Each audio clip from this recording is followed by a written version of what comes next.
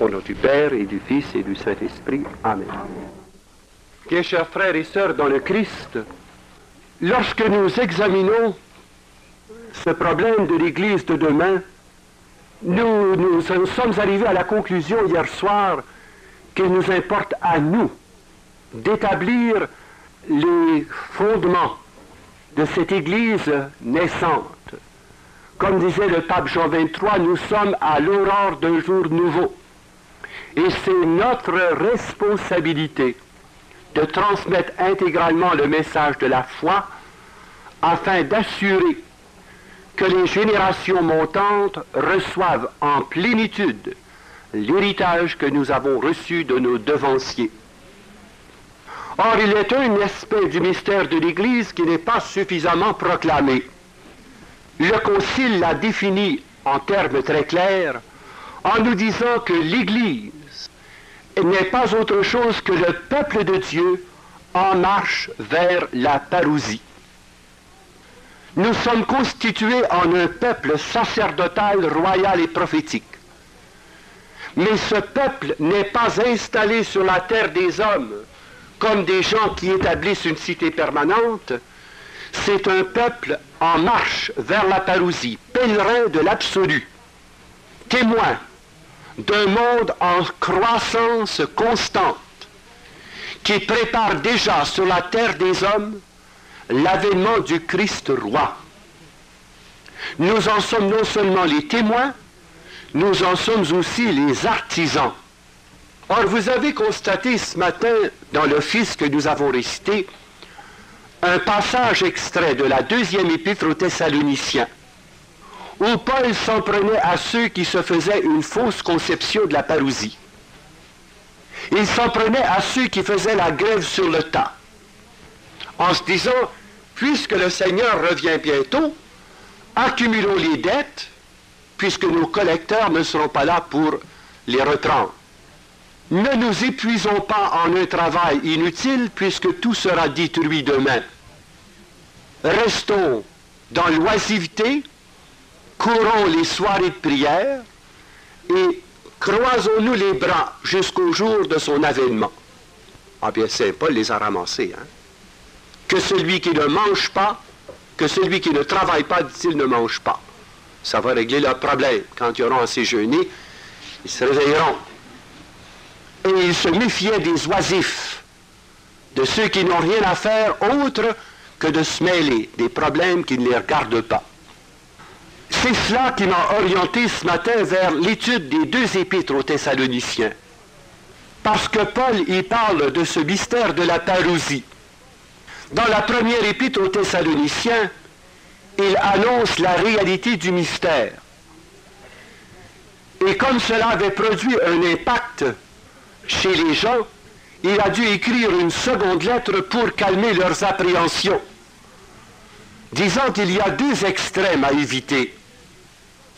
La première consiste à avoir tellement peur, à avoir tellement de soucis et d'angoisse qu'on paralyse. Et au lieu de se tourner vers l'Évangile, on se tourne vers une action sociopolitique qui veut, de main d'homme, reconditionner la situation de l'histoire et du monde. Ça, c'est de l'activisme humain qui ne se fonde pas sur le dynamisme de la foi. Et cela conduit directement à ce que Saint Paul appelle la grande apostasie. Alors, il y a des gens qui s'énervent, qui s'inquiètent et qui sont si agités qu'ils disent il faut à tout prix tout faire et puis tout bouleverser, puis tout engager sur le plan sociopolitique afin que les conditions soient restaurées et empêcher l'avènement de l'Antichrist. Ni vous ni moi ne pouvons empêcher son avènement. Ce n'est pas d'ailleurs dans le plan du Seigneur. Cela conduit, par cet activisme pseudo-évangélique, à la grande apostasie. Et nous avons les deux pieds dedans. Nous ne nous faisons pas d'illusions. Vous avez toute l'Europe chrétienne, à majorité catholique, qui peu à peu cède aux pressions du socialisme et finalement du communisme. Regardez la carte de l'Europe, vous regardez les pays de l'Est, et vous vous rendrez compte que les 15 républiques des pays de l'Est de l'Europe sont entièrement et totalement communistes. Et cela en moins de 50 ans. Des pays aussi chrétiens, aussi profondément catholiques que la Tchécoslovaquie, que les Balkans, que la Grèce. Vous voyez des pays qui étaient complètement dominés par la croix sont maintenant dominés par le croissant, la faucille et le marteau. Ça a basculé dans le plan de l'apostasie. Et vous avez présentement la montée vertigineuse des puissances communistes en Italie, avec Berlinguer, en France, et vous avez l'Espagne, le Portugal, où la montée communiste est vertigineuse. Des grandes chrétientés qui abandonnent la foi en Jésus-Christ pour suivre la doctrine de Karl Marx, de Lénine, de Staline et de Mao. Voilà le spectacle devant lequel nous nous trouvons. Et vous avez même notre province et notre pays qui, d'après le recensement de 71, se disent l'un et l'autre à majorité chrétienne et pour le Québec à majorité catholique. Et nous voyons depuis 5 ans la montée vertigineuse du communisme à tous les niveaux, aussi bien dans l'habitation que dans le vêtement, que dans les biens de consommation en nourriture et en meubles. Le syndicalisme est passé du camp catholique, puisque le syndicalisme québécois et canadien sont nés de la pensée catholique, basculé dans le camp du communisme. C'est ça qu'on appelle de l'apostasie. Et cela, c'est par la faute de ceux qui se sont énervés, excités, et qui ont commencé à agir comme des queues de veau, oubliant les priorités de la foi pour donner les priorités à l'homme. Et ainsi, on en arrive à la grande confusion. Ça, c'est le premier extrême qu'il faut éviter. L'activisme sans la foi qui conduit à la grande apostasie. Et la deuxième attitude que Paul condamne, notamment dans sa deuxième épître aux Thessaloniciens, la fainéantise. S'asseoir sur le tas en attendant que le Christ revienne. Des gens qui ont cessé de s'engager pour tout simplement attendre le Messie comme on attend le prochain tramway. C'est pas plus intelligent. Et saint Paul alors prend sa plume, la plus vigoureuse, pour instruire les Thessaloniciens. Et je pense qu'à l'occasion, il peut instruire plusieurs Québécois parce que nous sommes de la même texture, du même tissu. Au début du chapitre 4e, il nous rappelle d'abord les priorités. La volonté de Dieu sur vous, c'est la sanctification. Dieu ne nous a pas appelés à l'impureté, mais à la sanctification. Dès lors, qui rejette cela, ce n'est pas un homme qui le rejette, c'est Dieu, lui qui vous a fait don de son Esprit Saint. Nous voyons actuellement cette montée vertigineuse de toutes les formes possibles d'hédonisme.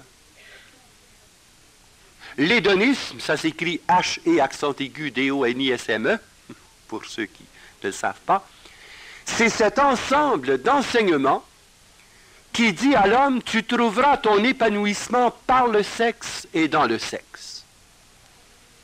C'est celui qui saura davantage faire l'amour, qui saura davantage rétablir l'unité et la paix dans le monde, parce qu'il aura trouvé le moyen d'un équilibre intérieur. L'amour sexuel, sommet du développement humain. Je n'ai pas besoin de vous faire de dessin qu'il existe de tels faux prophètes qui disent « Profitez de chaque moment de votre vie, développez toutes vos possibilités sexuelles, développez toutes vos possibilités intellectuelles, volitives, affectives, car le salut se trouve dans l'homme. Et l'homme, mâle et femelle, sont faits l'un pour l'autre, de sorte qu'il n'y a d'épanouissement que par le sexe, avec le sexe, dans le sexe. Et les revues pornographiques sont là pour attester par des témoignages évidents comment celui qui a le plus long pénis et la femme qui a le vagin le plus actif sont précisément les personnes les plus équilibrées. C'est joli comme image. C'est ça l'hédonisme. Où on érige l'homme comme le sommet de la création, au point d'en faire un dieu. Et il y a ceux qui, par la voie des sciences occultes, nous disent « vous serez comme des dieux ».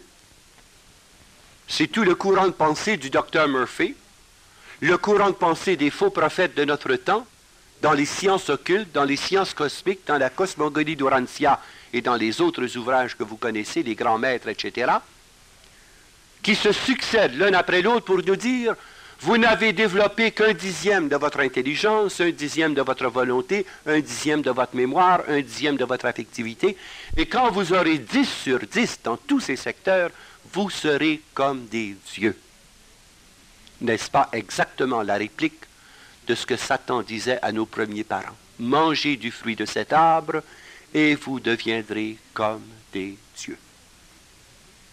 Nous avons actuellement de ces influences, non seulement de la part des non-croyants, mais au sein même de l'Église. Pendant que je vous prête cette retraite sur l'Église de l'an 2000, il y a des prêtres qui donnent des sessions d'été à des centaines et des centaines de religieux, de religieuses, de prêtres et de catholiques. Et on leur enseigne la cosmogonie d'Urantia, comme l'évangile des temps nouveaux. Et on leur enseigne comment utiliser les forces cosmiques par la radiesthésie, par le magnétisme. Et on fait appel aussi au yoga, au zen et à tous ces moyens païens qui sont une abomination aux yeux de Dieu, pour qu'ils apprennent à vivre comme des chrétiens à 100%. Pensez donc, quelle confusion. Ils ont mis leur espérance dans de faux maîtres et de faux docteurs, et la confusion règne dans les cœurs. C'est pourquoi, en relisant les épîtres de Paul, notamment aux Thessaloniciens, nous voyons comment Paul était confronté avec le même problème. Des gens nouvellement sortis du paganisme, mais qui étaient effrayés par les perspectives de la mort, qui étaient éblouis par la puissance des magiciens, qui étaient séduits par les sciences occultes, car vous savez que ce n'est pas le XXe siècle qui les a inventées. Cela remonte au temps des Mèdes, des Parthes, des Égyptiens. Et nous ne faisons que transmettre par des voies contemporaines les anciennes sciences des maîtres occultes, les grands maîtres qu'on appelait. Donc, ils étaient confrontés avec les mêmes problèmes que les chrétiens d'aujourd'hui. Et saint Paul commence par faire le point face à la mort. Les gens de Thessalonique étaient abattus par le fait de la mort parce qu'ils avaient cru en cette parole, celui qui croit en moi ne mourra pas, mais vivra. Ils l'avaient compris dans un sens physique. Et quand ils voyaient les chrétiens mourir, et lorsqu'ils voyaient de leurs confrères soumis au martyre et broyés sous la dent des lions et des panthères, leur foi a été ébranlée. Et saint Paul alors leur rappelle la perspective d'espérance qui vient de la foi en la glorieuse résurrection et surtout dans l'attente de l'avènement du jour du Seigneur. Verset 13 et suivant. Nous ne voulons pas, frères, que vous soyez ignorants au sujet des morts. Saint Paul croyait à l'évangélisation de l'intelligence. Combien de fois il revient sur cette expression? Nous ne voulons pas, frères, que vous soyez dans l'ignorance sur ce point. Ça revient au moins 10 fois dans ses épîtres. Donc il y avait là une pierre d'achoppement par des chrétiens qui n'étaient pas suffisamment éclairés. Il ne faut pas que vous vous désoliez comme les autres qui n'ont pas d'espérance. Puisque nous le croyons, Jésus est mort puis est ressuscité. De même, ceux qui sont endormis en Jésus, Dieu les amènera avec lui. La mort n'est pas une fin, c'est un point de départ vers une vie de transformation dans le Seigneur. la vie n'est pas enlevée, elle n'est que transformée. Tout ne finit pas avec la mort, au contraire, la mort est l'entrée définitive dans le royaume de lumière et dans la maison du Père. Nous retrouvons dans le face-à-face éternel celui en qui nous avons cru et qui nous ressuscitera tous au dernier jour. Puisque nous le croyons, Jésus est mort puis est ressuscité, de même ceux qui se sont endormis dans le Christ. Nous n'avons pas à craindre la mort, pas du tout. Car nous croyons en la résurrection de la chair, dont le gage nous est donné par la résurrection de Jésus-Christ notre Seigneur, qui a vaincu la mort et qui nous fait participer à cette victoire par la foi. Voici en effet ce que nous avons à vous dire sur la parole du Seigneur. Nous, les vivants, nous qui serons encore là pour l'avènement du Seigneur. Quand je lis cette phrase-là, je viens tout pâmer. J'espère de toute mon âme être là le jour de l'avènement du Seigneur. Paul vivait dans cette joyeuse espérance de voir le jour de l'avènement du Seigneur. Peut-être sera-ce réservé à la génération qui monte, ceux qui ont aujourd'hui 10, 15 ans, 20 ans. Mais c'est mon souhait quand même, et c'est là ma joie, de croire que peut-être le Seigneur me réservera jusqu'au jour de son avènement de gloire. Pourquoi? Vous allez voir. Nous ne devancerons pas ceux qui seront endormis, car lui-même, le Seigneur, au signal donné par la voix de l'archange et la trompette de Dieu, descendra du ciel. Hommes de Galilée, pourquoi regardez-vous ainsi le ciel? Ce Jésus de Nazareth que vous avez vu monter, descendra de la même manière. Or celui-là, ce Seigneur, au signe de la trompette de Dieu, descendra du ciel. Et tous ceux qui sont morts dans le Christ ressusciteront en premier lieu. On a une explication de cela dans l'Apocalypse chapitre 20, versets 4 et 5. Il s'agit de la résurrection, non pas de tous ceux qui se sont endormis dans le Christ, mais tous ceux qui, d'une part, auront versé leur sang pour le Christ depuis le premier siècle jusqu'au jour du retour, tous ceux qui auront résisté aux manœuvres de la bête, de l'Antichrist, et tous ceux qui auront accepté de souffrir pour le Christ ressusciteront avec lui lors de son avènement.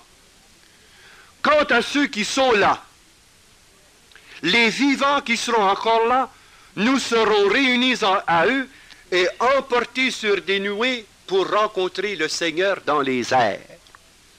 Merveilleuse promesse du Seigneur. Nous serons transformés en un clin d'œil.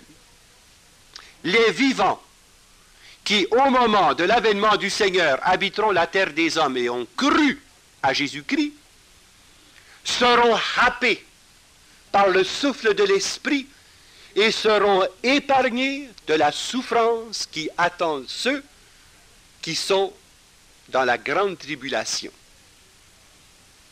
Ceux-là qui sont dans le Christ ne connaîtront pas la grande tribulation. Ils seront épargnés. Ils iront à la rencontre du Seigneur dans les airs. Nous serons réunis à tous les martyrs et tous les saints. Nous n'aurons pas à ressusciter, nous serons encore vivants, mais nous serons transformés en un clin d'œil, en un état de béatitude. Ainsi, nous serons avec lui pour toujours. Réconfortez-vous les uns les autres dans ces pensées. Paul donne donc à tous ceux qui souffrent d'angoisse, de crainte, de souffrance, à la pensée du retour de Jésus, deux sources d'espérance. La première, la résurrection dans la chair du Christ Jésus notre Seigneur, gage de notre propre résurrection, et deuxièmement, la joyeuse perspective de participer à la parousie où nous serons enlevés de cette terre d'infortune pour aller à la rencontre du Seigneur dans les airs, pour ensuite venir régner avec lui sur la terre des hommes. Quelle perspective merveilleuse! Est-ce que cela, c'est de nature à nous démoraliser, à nous donner des névroses et des psychoses, ou si cela doit plutôt nous enthousiasmer de paix, de joie, en sachant que ceux qui sont dans le Christ seront épargnés de la grande tribulation. C'est logique. Quel est le but de la grande tribulation? Ça remplit 3 fins. La grande tribulation veut d'abord raffermir ceux qui sont assis entre 2 chaises. C'est ni oui ni non.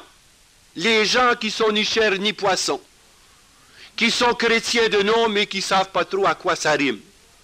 La grande tribulation servira à les raffermir dans la foi, parce qu'au jour de l'enlèvement de l'Église, ils vont se dire, pourtant ils nous l'avaient dit, puis on ne les avait pas cru. Pour vous donner une idée que ça peut avoir l'air. Un dimanche matin, la cloche sonne pour la messe du dimanche. Voici que les gens se rendent à l'église, puis s'aperçoivent qu'il manque 3/4 de la congrégation.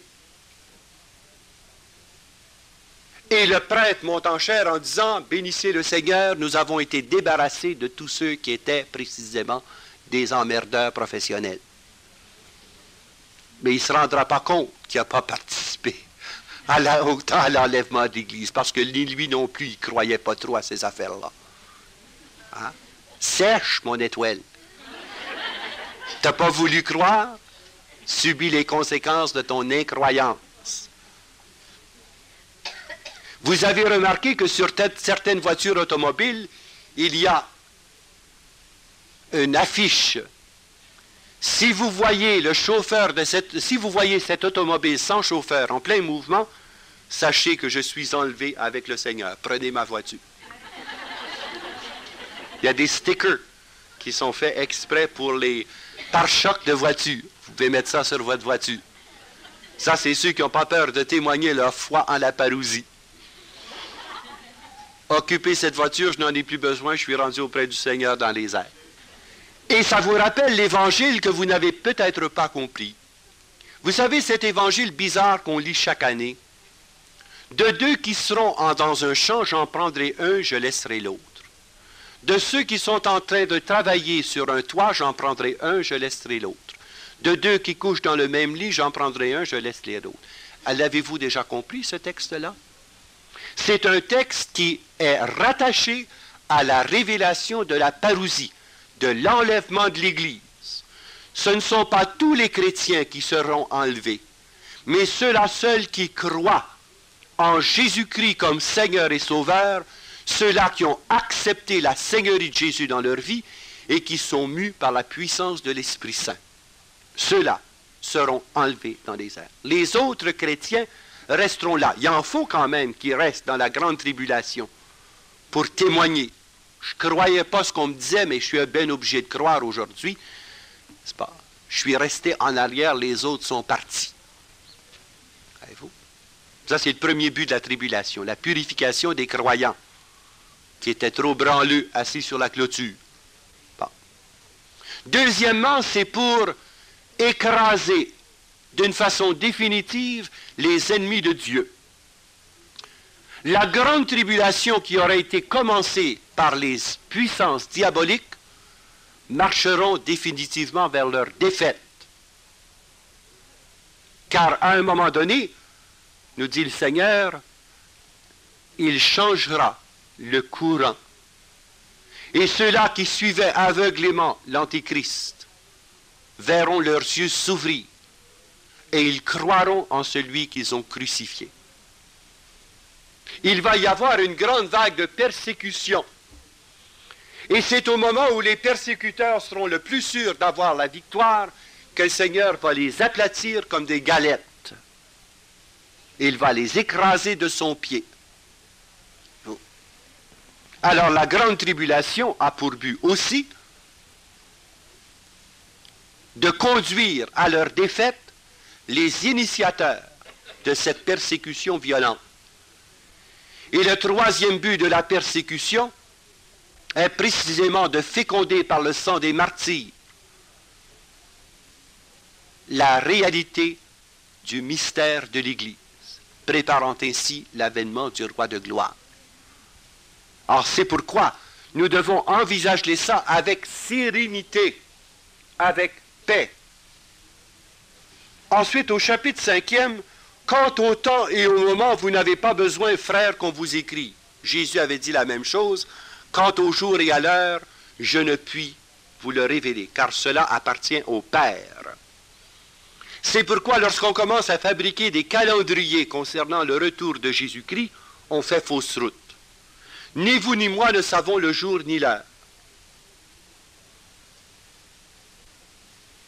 Mais le Seigneur nous dit, je vous laisse un certain nombre de signes. Et quand vous verrez les signes arriver, relevez la tête et sachez que votre délivrance est proche. Un signe que le Seigneur nous donne ici, par l'enseignement de Paul, quand les hommes se diront paix et sécurité, c'est alors que tout d'un coup faudra assurer la perdition, comme les douleurs sur la femme enceinte, et ils ne pourront y échapper. Une fausse paix et une fausse sécurité. Juste au moment où ceux qui auront déclenché la persécution contre l'Église et le Christ sembleront avoir la victoire, et que tout le monde dira, enfin, nous sommes débarrassés des fauteurs de troubles. C'est au moment inattendu que nous verrons descendre le Fils de l'homme porter son jugement. Paix et sécurité est la devise officielle de l'ONU. Si vous avez vu les photos de la devanture de l'ONU, c'est marqué Pax et Securitas. Les hommes actuellement mettent toute leur espérance dans l'ONU. Les nations se joignent à l'ONU et pensent que par là, ils vont se donner un organisme mondial de paix et de sécurité. Il n'y a jamais eu aussi peu de paix et aussi peu de sécurité que depuis l'existence de l'ONU. Mais dans l'illusion commune, les nations et les peuples mettent leur espérance dans la sagesse de ces hommes. Quelle illusion ils se préparent. Pax et Securitas.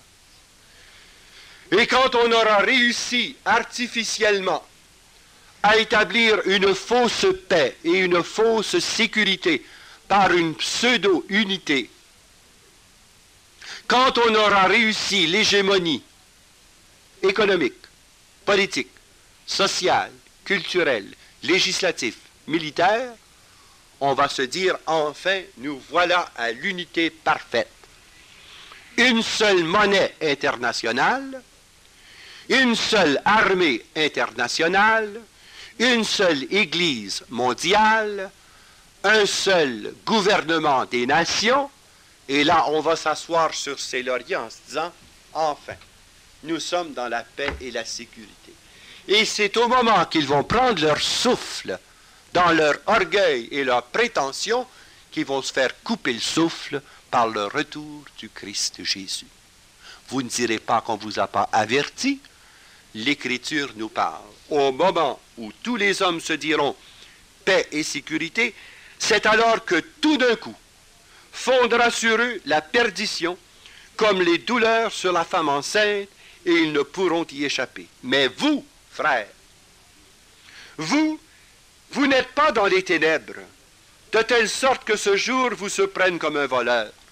Tous, vous êtes des enfants de la lumière, des enfants du jour. Nous ne sommes pas de la nuit, nous ne sommes pas des ténèbres, dit-il. Alors ne nous endormons pas comme font les autres, mais restons éveillés et sobres. La vigilance, veillez et priez, afin de ne point entrer en tentation. Ne vous laissez pas endormir par les faux discours des faux prophètes. Ne vous laissez pas séduire par les fausses promesses de ceux qui viennent. Mais, dit-il, revêtez-vous de la cuirasse de la foi et de la charité, portant sur la tête le casque de l'espérance du salut. Dieu ne nous a pas réservé pour sa colère, mais bien pour acquérir le salut par notre Seigneur Jésus-Christ. Vous qui croyez dans le Christ, vous qui l'avez accueilli comme Seigneur et Sauveur, Vous qui vous laissez conduire par l'Esprit Saint, vous n'avez rien à craindre, car Dieu ne vous a pas réservé pour la colère de la grande tribulation. Il vous a appelé à ce salut par le Christ, qui est mort afin que nous, éveillés ou endormis, nous vivions unis à lui. C'est pourquoi il faut vous réconforter mutuellement et vous édifier l'un l'autre comme déjà vous le faites. Ça avait l'air une lettre parfaitement encourageante. Mais comme toujours, il y a des zarzas qui comprennent tout croche, tout de travers. Ils entendent une chose, puis ils répètent une autre. Puis là, ils font une bouillabaisse avec leurs histoires, et puis, rendu à l'autre bout de la ligne, c'est tout croche, tout de travers. Le Père Jean-Paul nous a dit que la fin du monde, c'est en l'an 2000. Le Père Jean-Paul nous l'a dit, la fin du monde, c'est l'an 2000. Zarzan, je n'ai jamais parlé de ça. Je vous ai parlé de la fin des temps, mais dans une perspective de lucidité qui prend en considération le fait que l'an 2000 n'est qu'à 23 ans de nous et que nous sommes co-responsables de l'Église de demain. C'est la même chose, ça? Le Père Jean-Paul nous a dit que la fin du monde est à l'an 2000. Il a dit, j'ai été une semaine en retraite à Granby, il nous a dit ça dur comme fer. Bon. La fin du monde s'en vient, préparez vos casses. Voyons donc. Et on est aujourd'hui comme au temps de Saint-Paul. Les gens comprennent ce qu'ils veulent bien comprendre. C'est pour ça que j'enregistre tout ce que je dis. S'il y en a un qui vient me tomber d'en face, que j'ai annoncé prophétiquement la fin du monde, là, écoute, viens ici, petit gars. Viens, écoute. Écoute. C'est ça que j'ai dit. Parce qu'il y en a qui, dans un zèle intempestif, sentent le besoin d'écrire à mon évêque, à mes supérieurs, général et provincial, pour les avertir, n'est-ce pas, que je suis un semeur de troubles. Sauvez donc des timbres. Écoutez donc tout de suite la première fois. Je n'ai jamais prophétisé la fin du monde pour l'an 2000, c'est pas vrai. Comme je n'ai jamais enseigné le millénarisme, c'est pas vrai. Comme j'ai jamais fixé le jour et la date de la parousie, c'est pas vrai. Mais j'essaie de vous éveiller à ces dimensions du mystère de la foi, afin que, comme dit saint Paul, vous ne soyez pas dans l'ignorance sur ces choses, et que votre espérance repose sur des fondations sûres. Bon, parce qu'on a aussi des excités, des énervés, qui se lancent comme des queues de veau en disant « faut préparer la fin du monde, préparer la fin du monde ». Bon. Puis d'autres qui sont assis sur le tas, le Père nous a dit que ça s'en venait donc. Attends, pas plus fin, ça. Les temps n'ont pas changé. C'est donc pareil. Au chapitre 2e, saint Paul vient précisément mettre les points sur les i à ceux qui ont compris tout croche, tout de travers. L'avantage, c'est que ça nous a mérité une seconde lettre. Leur sottise nous a mérité une seconde lettre, c'est pourquoi je bénis Dieu. Pas pour la sottise, mais pour la seconde lettre. Nous vous le demandons, frères, à propos de l'avènement de notre Seigneur Jésus-Christ. Là, Paul nous parle de la parousie et non pas de la fin du monde. La fin des temps, c'est une chose, la fin du monde, c'est autre chose. Et saint Paul nous parle, par l'expression « avènement du Seigneur Jésus-Christ », du second retour de Jésus-Christ sur la terre des hommes. C'est de cela qu'il nous parle. Pas de la fin du temps, du monde, mais la fin des temps. Nous vous le demandons, frères, à propos de l'avènement de notre Seigneur Jésus-Christ et de notre rassemblement auprès de lui, ne vous laissez pas trop vite agiter l'esprit. Bon, c'est signe qu'il y en a qui se sont excités, se sont énervés. Ne vous laissez pas non plus trop vite alarmés par des paroles prophétiques, des propos ou des lettres venant comme de nous. Bon. Alors, saint Paul est bien au courant qu'il y a des gens qui ont compris son message tout de travers. Ne vous alarmez pas, ne vous laissez pas troubler par des fausses prophéties ou par des gens qui utilisent mon nom pour transmettre toutes sortes de conneries. Ne les croyez tout simplement pas. Puis je vais vous dire pourquoi. Que personne ne vous abuse d'aucune manière. Vous n'êtes pas des valises, vous n'avez pas de poignée dans le dos. Bon. Donc il ne s'agit pas de vous emplir d'aucune façon. il nous avertit, avant que tout cela n'arrive, doit d'abord venir l'apostasie. Ça, c'est le premier signe qu'il nous donne. Quand vous verrez l'apostasie de ceux qui ont cru dans le Christ et qui ensuite l'ont renié, il ne s'agit pas des apostasies individuelles qui ont toujours existé dans l'histoire de l'Église, mais des apostasies de masse.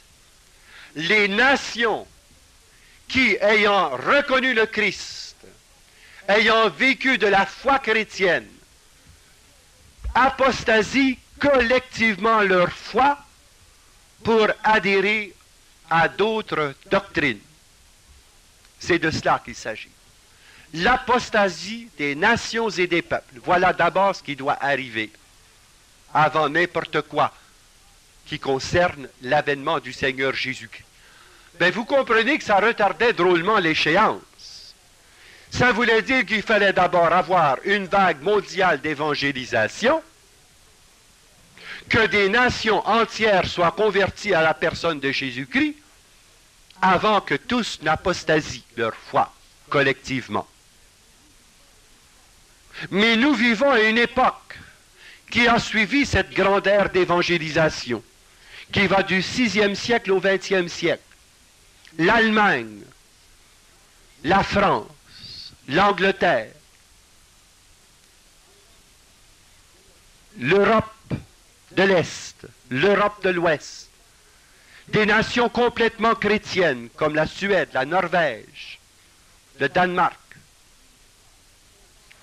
une fois ont embrassé la foi chrétienne. Tous les pays slaves qui ont été conduits à la foi par saint Cyril et Méthode, qui ont donc connu la plénitude de la foi chrétienne comme nation, qui ont eu de saints rois et qui ont été les défenseurs de la foi pendant des siècles, sont maintenant des peuples qui ont apostasié. Il reste bien sûr à l'intérieur de chaque peuple des chrétiens authentiques, Dieu merci. Mais ils doivent vivre leur foi à la cachette. Et ceux qui ont l'audace de la manifester connaissent l'emprisonnement. Les prisons soviétiques en sont pleines. Vous avez ensuite l'apostasie de l'Amérique du Nord. Notre Québec est en train d'apostasier sa foi. Nous sommes en train de vivre cela. Ce qu'on a appelé la révolution tranquille des années 60. On a tranquillement perdu la foi, sans douleur. On est devenus des chrétiens inodores, incolores et sans saveur. Insipides. C'est ça qui est le drame. Nous avons les deux pieds dedans, cette apostasie. Mais il reste encore quand même beaucoup de foi manifeste. Nous voyons apparaître les lueurs de cette apostasie universelle, mais nous ne sommes pas encore à son achèvement. Donc, vivons dans l'espérance, car ce n'est là qu'un des signes que le Seigneur nous donne par le ministère de Paul. Il dit ensuite, doit apparaître l'homme d'iniquité. On a eu plusieurs hommes d'iniquité. Mais on a perdu de vue que cet homme d'iniquité sera caractérisé par la paix et la sécurité qu'il établira dans le monde. Plusieurs personnes ont vu dans Staline l'Antichrist. Plusieurs personnes ont vu dans Tojo l'Antichrist. Plusieurs ont vu dans Mussolini l'Antichrist. Et combien davantage dans Hitler. Quand j'étais jeune, durant la guerre de 1939-45, on disait qui sera le vainqueur de la guerre actuelle. Et on mettait Churchill, Hirohito,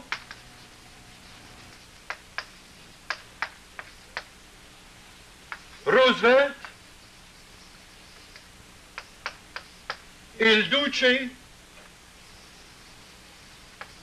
qui était Mussolini, Staline ou Tojo.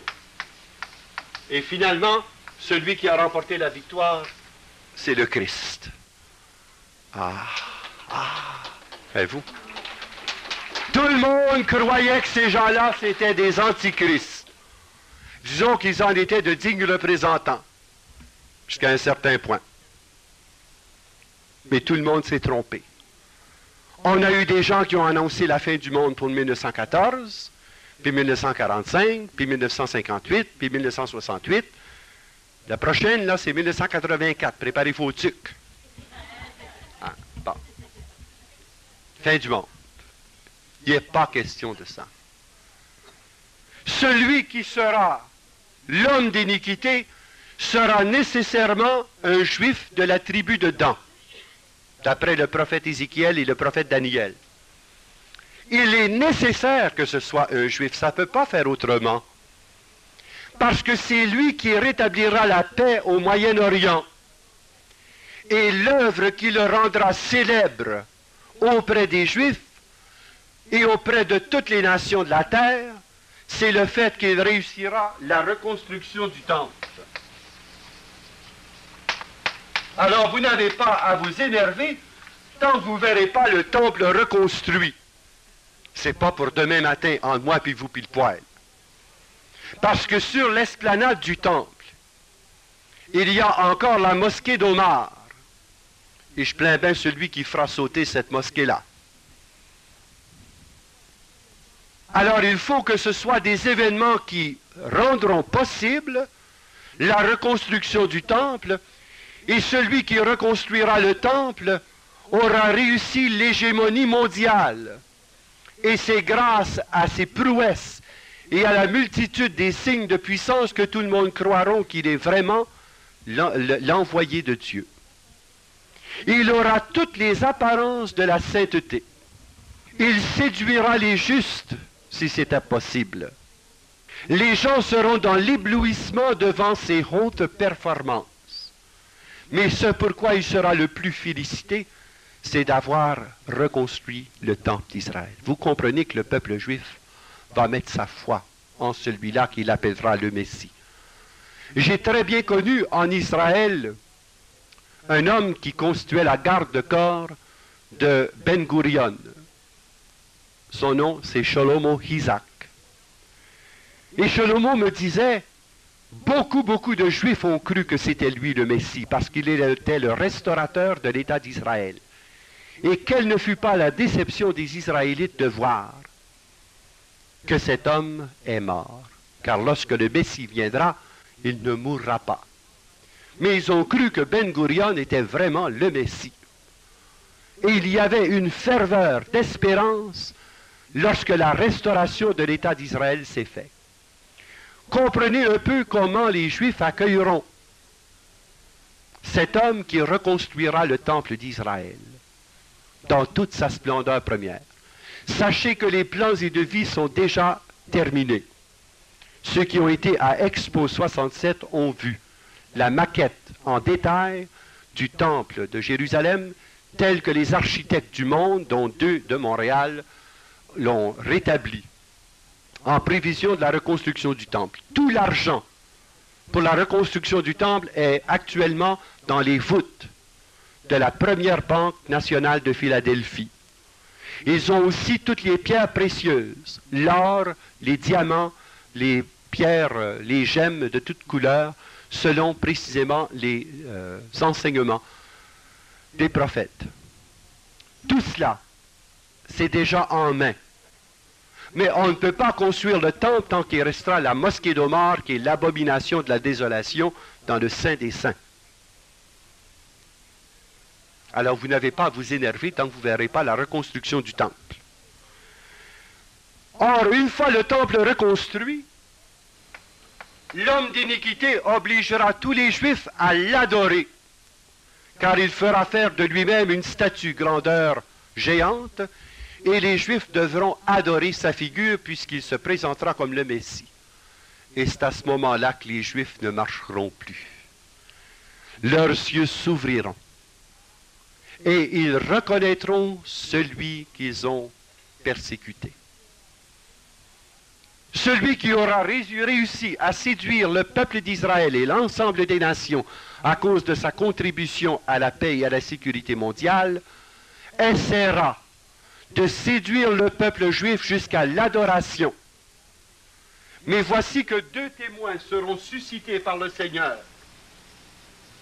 Les 2 témoins dont nous parle l'Apocalypse au chapitre 11e. Et ces 2 témoins dénonceront l'iniquité de cet homme, la perversion de ses moyens. Et c'est par la prédication des 2 témoins que les Juifs seront fortement ébranlés. Et voici que celui qui aura eu le pouvoir total, non seulement sur Israël, mais sur le monde, se voyant dénoncé par ces 2 témoins, les tuera à la vue de tous. C'est marqué, tous les yeux de la terre verront les cadavres des 2 témoins sur la place publique de Jérusalem. Comment voulez-vous que toutes les nations de la terre le voient de leurs yeux sans le truchement de la télévision? Il fallait à moins attendre qu'il y ait des satellites pour que ça s'accomplisse entre moi et vous puis le poète. Vous comprenez que ça va être une jubilation universelle que ces 2 troubles fêtes soient enfin mis à mort. Mais horreur! Le 3e jour, les 2 témoins ressusciteront à la vue de toutes les nations et des peuples. Et c'est alors que sera le commencement de la débâcle. Le peuple juif et les nations du monde verront que cet homme est un imposteur, et c'est alors que nous assisterons à la conversion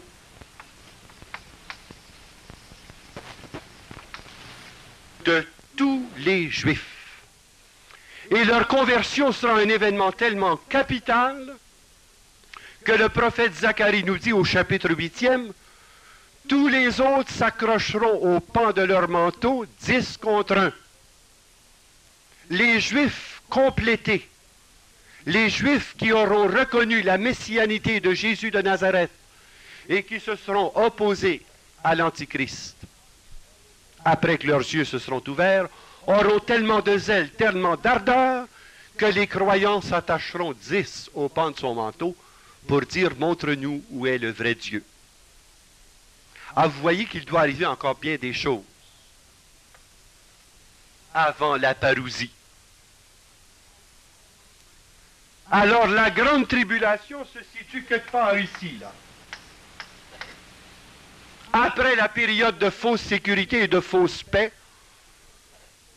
va commencer les persécutions contre tous ceux qui contestent l'autorité de l'Antichrist.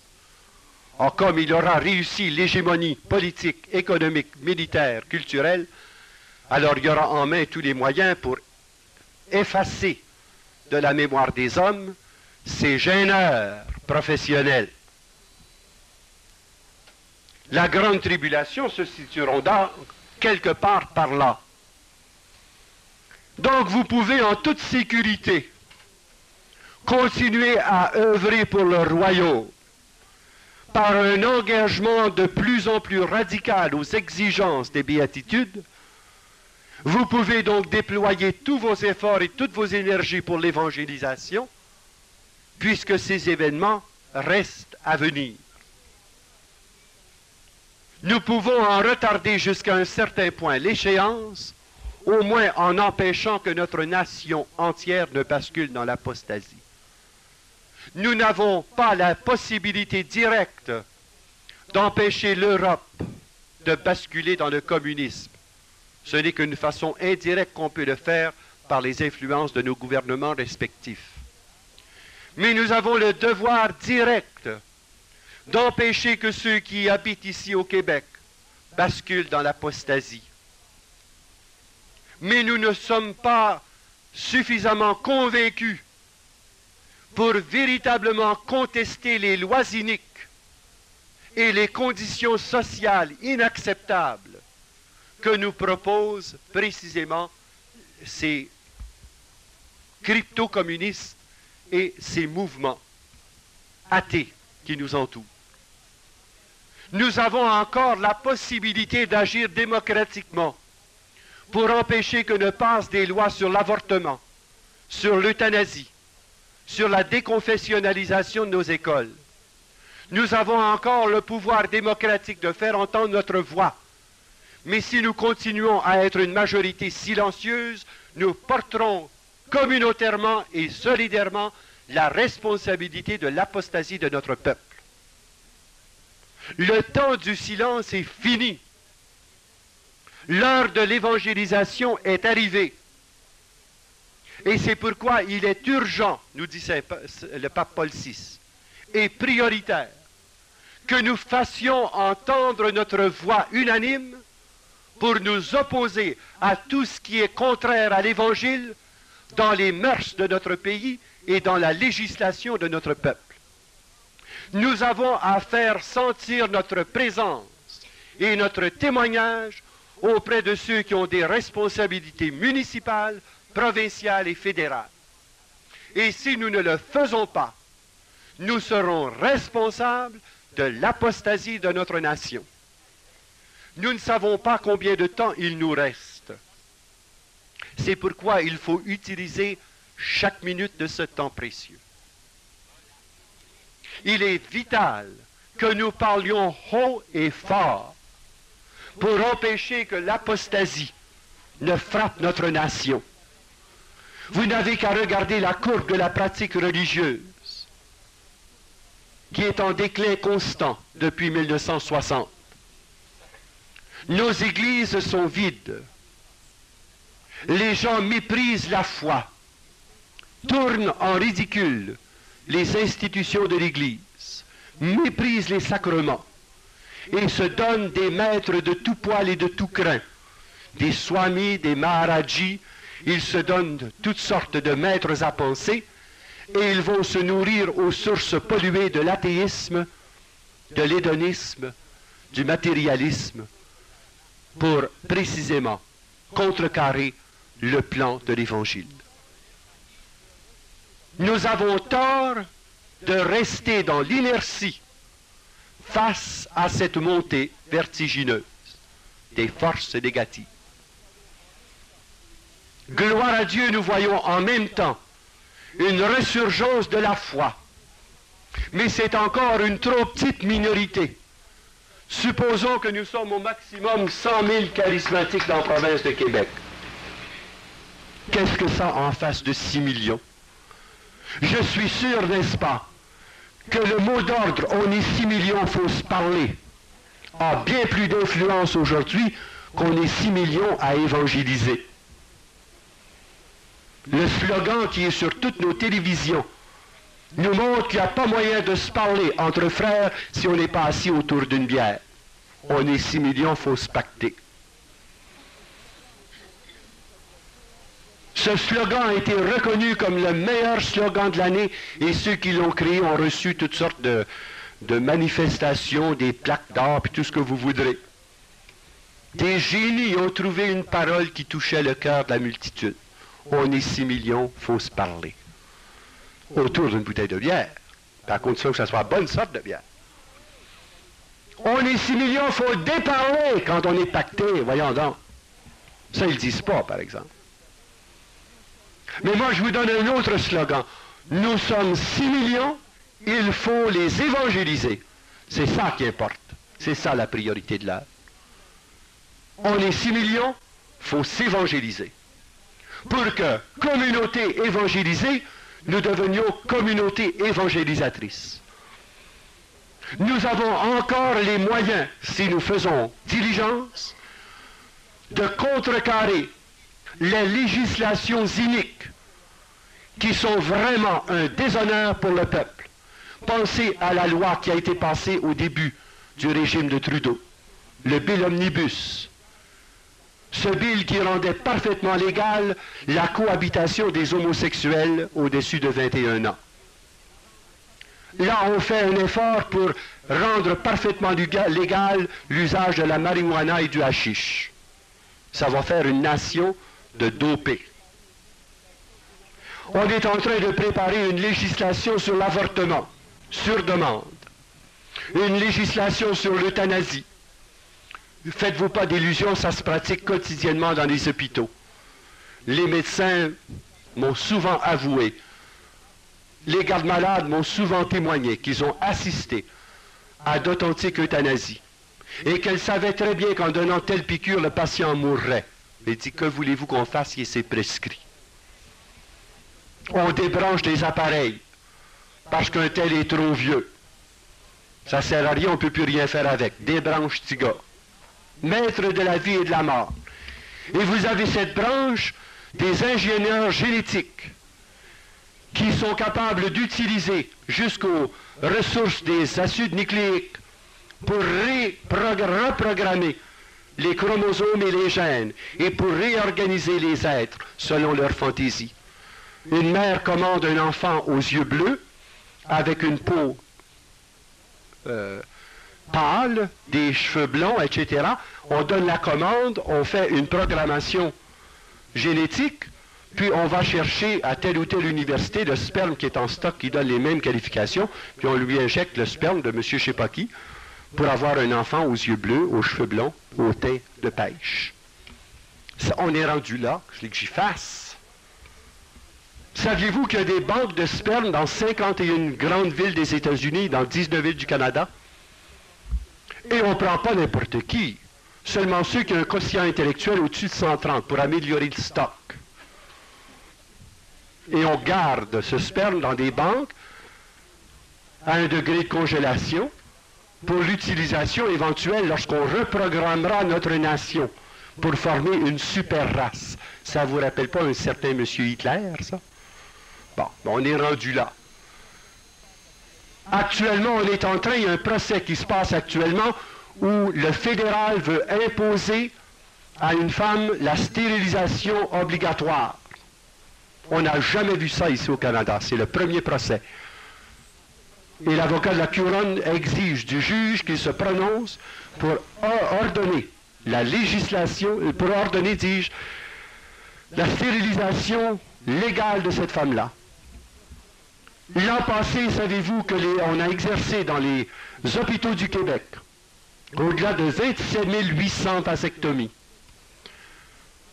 25 700 ligatures des trompes et des ablations de l'utérus, ça dépasse les 30 000. Qu'est-ce que ça veut dire? Nous sommes en train d'assister à un génocide systématique par la bêtise humaine. Et nous, les chrétiens, nous disons « Alléluia, Seigneur, Alléluia ». Qu'est-ce qu'on fait sur la place publique pour faire entendre notre voix et pour protester contre l'iniquité d'un peuple qui marche à grands pas vers l'apostasie? Mais réveillez-vous, misère à poil, réveillez-vous, faites quelque chose. Il faut que vous soyez conscients de ce qui se passe. Et les enjeux sont si grands que nous ne pouvons pas demeurer indifférents. L'heure est grave, il est urgent que nous non seulement vivions l'Évangile, mais que nous le proclamions avec audace et que nous appuyions ce témoignage par une action intelligente, efficace, lucide. Non pas simplement dans la puissance des hommes, mais surtout dans la puissance de l'Esprit. Amen. Alléluia.